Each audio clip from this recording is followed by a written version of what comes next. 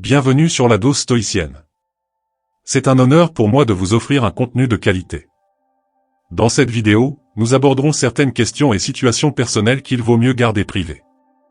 Des choses qui n'ont aucune raison d'être partagées. La vie privée a de l'importance dans votre vie, à la fois d'un point de vue stratégique et pour cultiver la paix intérieure. Pour ceux qui nous suivent pour des idées stoïques ou philosophiques, soyez assurés que cette vidéo vous guidera pour incarner le stoïcisme dans le monde d'aujourd'hui. Avant de commencer, assurez-vous d'être abonné à la chaîne et d'activer la cloche de notification afin de ne manquer aucun contenu stimulant. Et comme toujours, soyez la meilleure version de vous-même. Premier point, les batailles que vous avez menées dans le passé. Il n'est pas nécessaire que les autres comprennent l'ampleur de vos luttes. Tenter de vous justifier auprès de ceux qui ont traversé leurs propres épreuves peut paraître présomptueux. Mon caractère est façonné par les expériences que j'ai vécues. Mais cela ne doit pas être connu de tous. Et vous ne devez pas utiliser vos difficultés comme une excuse ou un récit. Les moments difficiles ont façonné votre vie, contribué à la maturité de votre caractère, à votre sagesse et à votre persévérance. Il n'est pas nécessaire que les autres visualisent votre douleur. Ils doivent simplement reconnaître vos progrès. En fin de compte, il est plus admirable pour quelqu'un de ne pas s'attarder sur son passé mais d'être présent, en faisant preuve de qualité et d'expérience, plutôt que de se vanter de ses expériences mais de ne pas démontrer ses capacités en action, en se limitant à un récit de triomphe.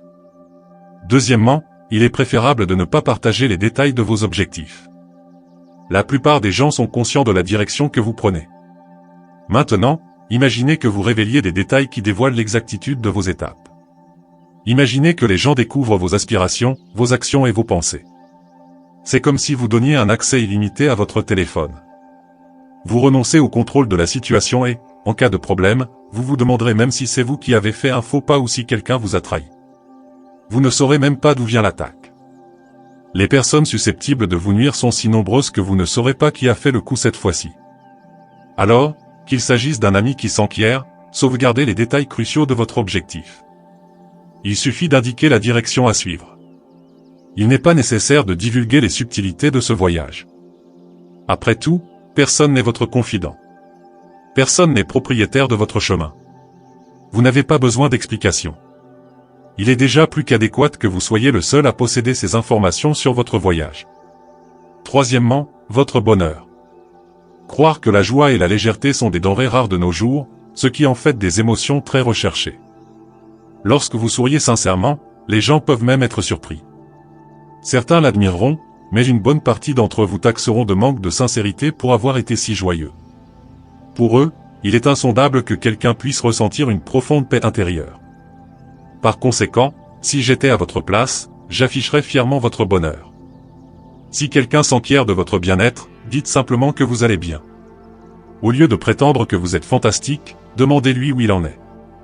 Plutôt que d'insister sur le fait que tout va à merveille, dites simplement que tout va bien. Dans un monde rempli de désespoir, il peut être périlleux d'afficher son bonheur, car les personnes aigries et mécontentes s'efforcent souvent de perturber la sérénité de ceux qui ont trouvé la paix. Quatrièmement, votre relation.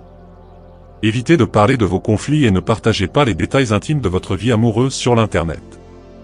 Ne vous épanchez pas sur ce qui vous tracasse. En fait, pourquoi partager ce malaise avec quelqu'un d'extérieur à la relation? Le problème doit être abordé directement entre vous et la personne concernée. La communication efficace et l'intimité doivent s'épanouir au sein de la relation, et non à l'extérieur.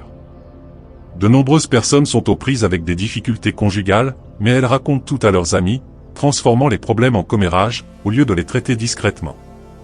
Reconnaissez donc que votre relation ne restera saine que si les deux parties préservent leur intimité et leur vie privée, ce qui signifie que vous résolvez vos problèmes sans tout révéler aux autres sur les rouages de votre relation. Enfin, cinquièmement, votre situation financière. Que vous soyez dans une situation financière confortable ou que vous ayez des dettes, il est préférable de ne pas en parler. Tout d'abord, personne dans votre cercle social n'est un agent du fisc ou un employé de banque.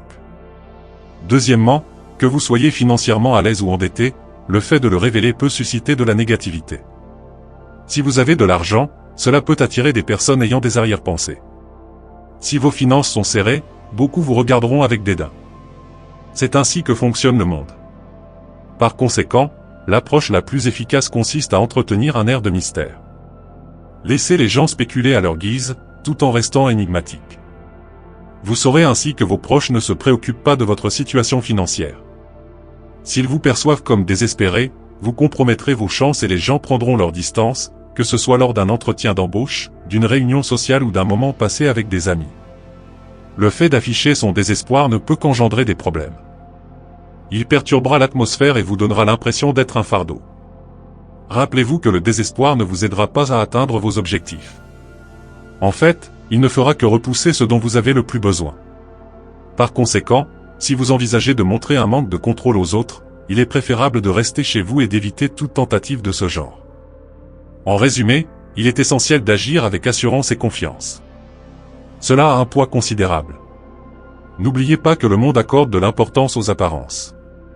Même si vous êtes intérieurement incertain, la meilleure stratégie consiste à faire preuve d'assurance. C'est ainsi que vous convaincrez les gens que vous êtes aux commandes. Ne manquez pas l'occasion de redéfinir votre avenir financier. Si vous souhaitez en savoir plus sur le stoïcisme et l'amélioration de soi, veuillez consulter le commentaire épinglé. En achetant ces livres à l'aide des liens ci-dessous, vous nous aidez de manière significative. J'espère sincèrement que ce message vous a été bénéfique. Si vous avez apprécié la vidéo, n'hésitez pas à nous faire part de vos commentaires. Si vous ne savez pas quoi commenter, commentez « Je me challenge ». Ainsi, je saurai que vous êtes resté jusqu'à la fin.